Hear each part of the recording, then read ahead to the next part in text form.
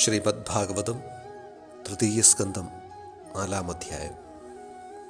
യദുവംശം നശിച്ചുപോയ വൃത്താന്തം കേട്ട് വിതുരൻ ആത്മജ്ഞാന ലബ്ധിക്കായിട്ട് ഉദ്ധവോപദേശപ്രകാരം മൈത്രേയ മുനിയെ സമീപിക്കുന്നതാണ്. കഴിഞ്ഞ അധ്യായത്തിൽ നമ്മൾ കണ്ടത് ദ്വാരകയിൽ നിന്നും വൃഷ്ണികൾ ഒത്തുചേർന്ന് പ്രഭാസ തീർത്ഥത്തിലെത്തി തങ്ങളുടെ പിതൃക്കൾക്ക് വേണ്ടി തർപ്പണങ്ങൾ നടത്തി ബ്രാഹ്മണരെ പ്രീതിപ്പെടുത്തുന്നതായിരുന്നു. തുടർന്ന് അവർ ഈ ബ്രാഹ്മണരെ പൂജിച്ചതിന് ശേഷം അവരുടെ ഉപദേശമനുസരിച്ച് പ്രസാദം കൈക്കൊള്ളുകയും തുടർന്ന് വാരുണി മദ്യം സേവിക്കുകയും ചെയ്തു. അത് കാരണം സ്വബോധം നഷ്ടപ്പെട്ട ഈ വൃഷ്ണികൾ പരുഷമായ വാക്കുകൾ പറഞ്ഞ് അന്യോന്യം കലഹിക്കുവാൻ തുടങ്ങി. വൈകുന്നേരമായപ്പോഴേക്കും അവരുടെ ബുദ്ധി മദ്യലഹരിയിൽ തികച്ചും അസന്തുലിതമായ അവസ്ഥയിലെത്തി. അത് അവരുടെ സർവനാശത്തിൻ്റെ ആരംഭമായിരുന്നു. താൻ ഇച്ഛിച്ചതുപോലെ തൻ്റെ വംശത്തിൻ്റെ സർവനാശം മുന്നിൽ കണ്ട ഭഗവാൻ ശ്രീകൃഷ്ണൻ താമസിയാതെ സരസ്വതി നദിയുടെ തീരത്തെത്തി. നദിയിലിറങ്ങി അല്പം ജലം കുടിച്ച് അനന്തരം ഭഗവാൻ ഒരു വൃക്ഷച്ചുവട്ടിൽ ഉപവിഷ്ടനായി. ശരണാഗതരുടെ സർവ്വദുഃഖങ്ങളും തീർക്കുന്ന ഭഗവാൻ യദുക്കളുടെ വിനാശം മനസ്സിൽ വിചാരം ചെയ്യുന്ന സമയം തന്നെ ഉദ്ധവരോട് ബദരികാശ്രമത്തിലേക്ക് പോയിക്കൊള്ളുവാൻ ആവശ്യപ്പെട്ടിരുന്നു. ഭഗവാന്റെ ഉദ്ദേശം എന്താണെന്ന് ഉദ്ധവർ മനസ്സിലാക്കിയിരുന്നു. ആയതിനാൽ ആ പാദപങ്കജത്തെ പിരിചരിക്കുവാൻ അസാധ്യമാണെങ്കിലും അവൻ്റെ ആജ്ഞയെ അദ്ദേഹം ശിരസാവഹിച്ചു. അങ്ങനെ സഞ്ചരിക്കുന്ന വേളയിലായിരുന്നു തൻ്റെ ഗുരുവായ ഭഗവാൻ ശ്രീകൃഷ്ണൻ സരസ്വതി നദിയുടെ തീരത്തുള്ള ഒരു വൃക്ഷച്ചുവട്ടിൽ ചിന്താധീനനായിരിക്കുന്നത് ഉദ്ധവർ കണ്ടത്. കറുപ്പ് നിറത്തിൽ മനോഹരമായിരിക്കുന്നു ആ രൂപം. പ്രശാന്തമായ അവൻ്റെ കണ്ണുകൾ ഉദയസൂര്യനെ പോലെ ചുവന്നിരിക്കുന്നു. മഞ്ഞപ്പട്ടുടുത്ത് 4 തൃക്കൈകളോട് മരുവുന്ന ആ പരമപുരുഷനെ തിരിച്ചറിയാൻ ഉദ്ധവർക്ക് വളരെ പെട്ടെന്ന് കഴിഞ്ഞു. വലത് താമരപ്പാദം ഇടത് തുടയിന്മേൽ കയറ്റിവെച്ച് ശാന്തനായി ഒരു ചെറിയ ആൽമരച്ചുവട്ടിലിരിക്കുന്ന ഭഗവാന്റെ തിരുമുഖം അത്യന്തം പ്രസന്നമായിരുന്നു. ഇതിനകം ഭഗവാൻ തൻ്റെ ലൗകികമായ സകല സമ്പത്തുകളും ഉപേക്ഷിച്ചിരുന്നു. അങ്ങനെ സർവസംഘ പരിത്യാഗിയായി ഭഗവാൻ ആ ആൽമരച്ചുവട്ടിൽ ഇരിക്കുമ്പോൾ യാദൃച്ഛികമായി ഭഗവാന്റെ ഉത്തമ ഭക്തനും വ്യാസഭഗവാന്റെ സുഹൃത്തും അഭ്യുദയകാംക്ഷിയുമായ ശ്രീ മൈത്രേയ മുനി അവിടേക്ക് വന്നു. ഭഗവാനെ പ്രണമിച്ചുകൊണ്ട് ആ പരമ്പൊരുളിൻ്റെ വാക്കുകൾ കേൾക്കുവാനായി മൈത്രേയ മുനി അവിടെ ഇരുന്നു. ആ സമയം അവിടെയുണ്ടായിരുന്ന ഉദ്ധവരെയും ഭഗവാൻ പരമകാരുണ്യമാകുന്ന മന്ദഹാസം കൊണ്ട് അനുഗ്രഹിച്ചു. അങ്ങനെ രണ്ടുപേരും അവിടെ ഇരുന്നു ഭഗവാന്റെ വാക്കുകൾ കേൾക്കുകയാണ്. ഭഗവാൻ പറയുകയാണ്, പണ്ട് നിങ്ങൾ വസുക്കളും മറ്റു ദേവതകളും ചേർന്ന് വിശ്വസൃഷ്ടിയുടെ പരിവ്യാപ്തിക്കു വേണ്ടി യജ്ഞം നടത്തിയപ്പോൾ നിങ്ങളുടെ ഹൃദയത്തിൽ അലതല്ലിക്കൊണ്ടിരുന്ന ആ ആഗ്രഹം സർവാന്തര്യാമിയായ നാം അറിഞ്ഞിരുന്നു. ആയതിനാൽ മറ്റാർക്കും ലഭിച്ചിട്ടില്ലാത്ത നമ്മുടെ സാന്നിധ്യം കാക്ഷിച്ച നിങ്ങൾക്ക് നാം അത് നൽകുകയും ചെയ്തു. അല്ലയോ സാധു, ഇത് അങ്ങയുടെ അവസാന ജന്മമാണ്. അതുപോലെ അങ്ങയുടെ ഈ ജന്മം അത്യന്തം മഹത്തരവുമാണ്. കാരണം അങ്ങയ്ക്ക് നമ്മുടെ സായുജ്യം ലഭിച്ചു കഴിഞ്ഞിരിക്കുന്നു. ഇനി അങ്ങയ്ക്ക് ഈ നരലോകത്തെ ത്യജിച്ച് നമ്മുടെ ആസ്ഥാനമായ വൈകുണ്ഠത്തിലേക്ക് പ്രവേശിക്കാവുന്നതാണ്. നമ്മെ കാണാനായി ഇപ്പോൾ ഈ ഏകാന്തമായ സ്ഥലത്ത് അങ്ങ് എത്തിച്ചേർന്നിരിക്കുന്നത് അങ്ങയ്ക്ക് നമ്മിലുള്ള അകമഴിഞ്ഞ ഭക്തിപാരവശ്യം ഒന്നുകൊണ്ട് മാത്രമാണ്. അതുമാത്രമാണ് അങ്ങയുടെ സകല ഐശ്വര്യങ്ങളുടെയും പരമഹേതുവും. അതുകൊണ്ട് അല്ലയോ ഉദ്ധവരെ, പണ്ട് സൃഷ്ടിക്ക് മുമ്പ് നമ്മുടെ നാഭിയിൽ നിന്നും ഉയർന്നു വിടർന്ന ആ കമലത്തിൽ ഇരിക്കുന്ന ബ്രഹ്മദേവന് നാം നമ്മുടെ തത്വം ഉപദേശിച്ചിരുന്നു. അതിനെ ജ്ഞാനികൾ ശ്രീമദ് ഭാഗവതം എന്ന് വിളിക്കുന്നു. അങ്ങനെ ഭഗവാന്റെ സ്നേഹവാത്സല്യങ്ങൾ ഉദ്ധവരിൽ പതിഞ്ഞു. അതോടുകൂടി അദ്ദേഹത്തിൻ്റെ വാക്കുകൾ കണ്ണുനീരിൽ പൊലിഞ്ഞുപോയി. ഉദ്ധവരുടെ അംഗങ്ങൾ തോറും രോമങ്ങൾ എഴുന്നു നിന്നു. കണ്ണുനീരൊഴുക്കി കൂപ്പുകൈയോടെ അദ്ദേഹം പ്രാർത്ഥിച്ചു, ഭഗവാനെ, അങ്ങയുടെ പാദാംബുജ സേവ ചെയ്യുന്ന ഒരു ഭക്തന് ധർമാർത്ഥ കാമമോക്ഷങ്ങൾ വളരെ എളുപ്പത്തിൽ പ്രാപ്യമാകുന്നു.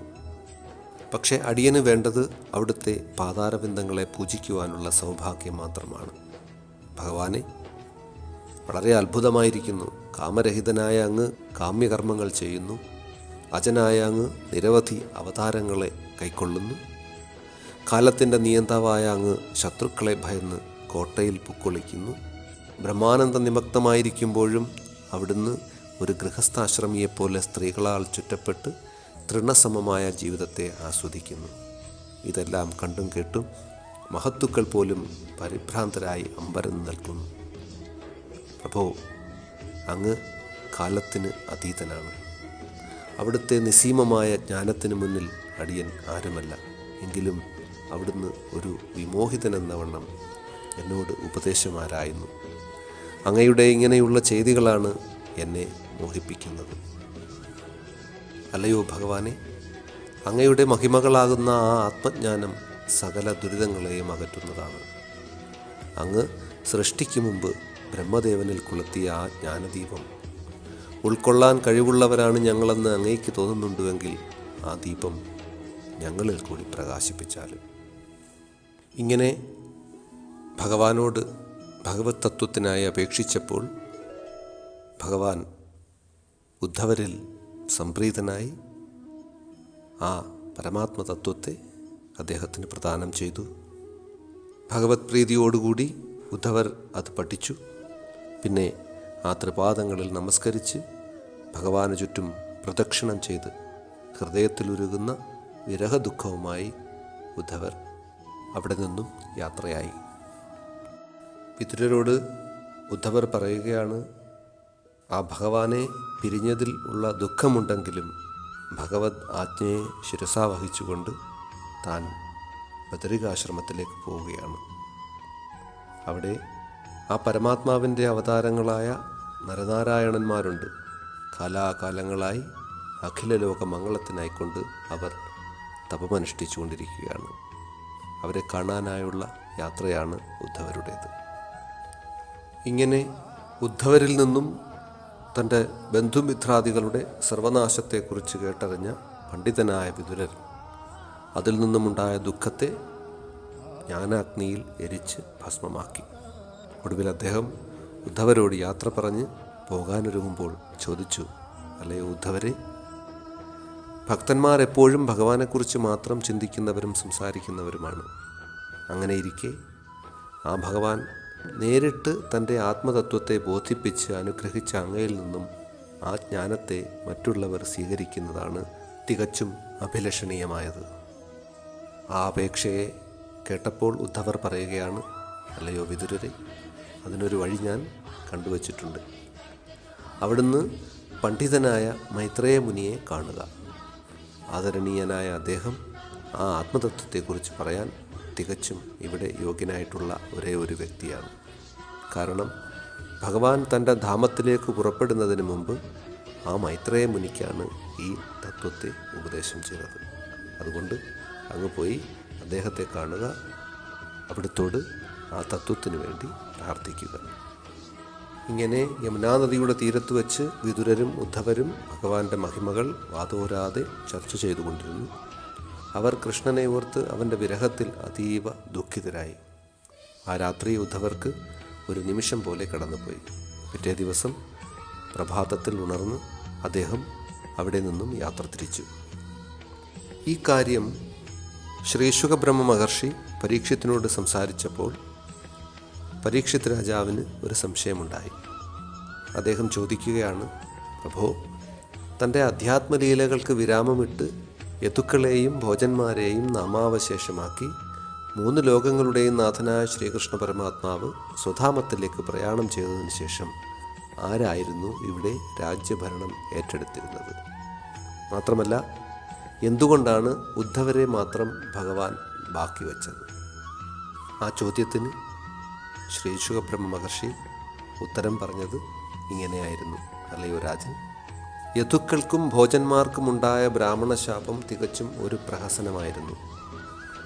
ഭൂമുഖത്തു നിന്നും തൻ്റെ കുലം അപ്പാടെ ഇല്ലാതാക്കി തിരിച്ചു വൈകുണ്ഠത്തിലേക്ക് മടങ്ങുവാനുള്ള ഭഗവാന്റെ ഇച്ഛയായിരുന്നു സത്യത്തിൽ അവിടെ സംഭവിച്ചത്. ഈ അവസരത്തിൽ ഭഗവാൻ ചിന്തിച്ചത് ഇപ്രകാരമായിരുന്നു: തനിക്ക് സ്വധാമത്തിലേക്ക് മടങ്ങുവാൻ സമയമായിരിക്കുന്നു. തൻ്റെ ഭക്തന്മാരിൽ അത്യുത്തമനായ ഉദ്ധവർ മാത്രമാണ് ആ തത്വത്തെ സ്വീകരിക്കാൻ ഇവിടെ പ്രാപ്തനായുള്ളത്. ഉദ്ധവർ തന്നേക്കാൾ ഒട്ടും തന്നെ ചെറിയവനല്ല എന്ന് ഭഗവാൻ മനസ്സിലാക്കി. കാരണം അദ്ദേഹം ത്രിഗുണാതീതനായ ഒരു പുണ്യാത്മാവായിരുന്നു. അതുകൊണ്ട് തൻ്റെ ആധ്യാത്മിക തത്വത്തെ ഉൾക്കൊണ്ട് ഇവിടെ അത് പ്രചരിപ്പിക്കുവാൻ ഉദ്ധവർ അവശേഷിക്കേണ്ടത് ഭഗവാന്റെ ആവശ്യമായിരുന്നു. അങ്ങനെ മൂലോക ഗുരുവായ ഭഗവാൻ ശ്രീകൃഷ്ണനിൽ നിന്നും ഉദ്ധവർ പ്രത്യക്ഷ രൂപത്തിൽ ശ്രീമദ് ഭാഗവതം പഠിച്ച് ഹൃദയത്തിൽ ഉറപ്പിച്ചു. അനന്തരം ബദരികാശ്രമത്തിലെത്തി ഭഗവത് പ്രീതിക്കായി ഭഗവത് ആരാധന തുടങ്ങുകയും ചെയ്തു. ഈ നരലോകത്തിൽ ഭഗവാൻ അവതരിച്ചതും തിരിച്ചു പോയതുമായ സകല വൃത്താന്തങ്ങളും വിതുരർ ഉദ്ധവരിൽ നിന്നും പഠിച്ചു. ഈ പരമസത്യത്തെ അറിയുവാനാണ് ഋഷീശ്വരന്മാർ പോലും നിത്യവും അശ്രാന്ത പരിശ്രമം കൊണ്ട് പണിപ്പെടുന്നത്. ഭഗവാന്റെ ഭൂലോകത്തിലുണ്ടായ അവതാരങ്ങളും അവൻ്റെ അദ്ഭുത മഹിമകളും അവൻ്റെ ഭക്തന്മാർക്കല്ലാതെ മറ്റൊരുത്തർക്കും അറിയുവാൻ സാധ്യമല്ല. അന്യജനാവലികൾക്ക് അവയൊക്കെ കേവലം മനക്ലേശമുണ്ടാക്കുന്ന വസ്തുതകൾ മാത്രമാണ്. വൈകുണ്ഠത്തിലേക്ക് മടങ്ങുന്നതിന് മുമ്പ് തന്നെക്കുറിച്ച് ഭഗവാൻ ഉള്ളുകൊണ്ട് ഓർത്തുവെന്നുള്ള കാര്യവും മറ്റും ഉദ്ധവരിൽ നിന്നറിഞ്ഞ് അതിനെ മനസ്സിലിട്ട് ചിന്തിച്ചുകൊണ്ട് ഭഗവാനിൽ പ്രേമവിഹുലനായി വിതുരർ കണ്ണുനീർ പൊഴിച്ചുകൊണ്ട് ദീനദീനം വിലപിച്ചു. അങ്ങനെ കുറച്ച് ദിവസങ്ങൾ യമുനാ തീരത്ത് വസിച്ചതിന് ശേഷം അദ്ദേഹം മൈത്രേയ മുനിയെ കാണുവാനായി അദ്ദേഹം താമസിക്കുന്ന ഗംഗാതീരത്തിലേക്ക് യാത്രയായി.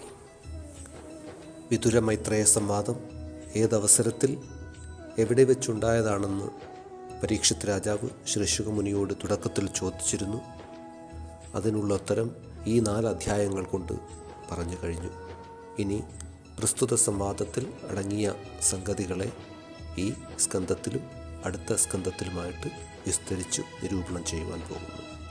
ഇങ്ങനെ ശ്രീമദ് ഭാഗവതം 3ാം സ്കന്ധം 4ാം അധ്യായം സമാപിക്കുന്നു. ഹരി ഓം.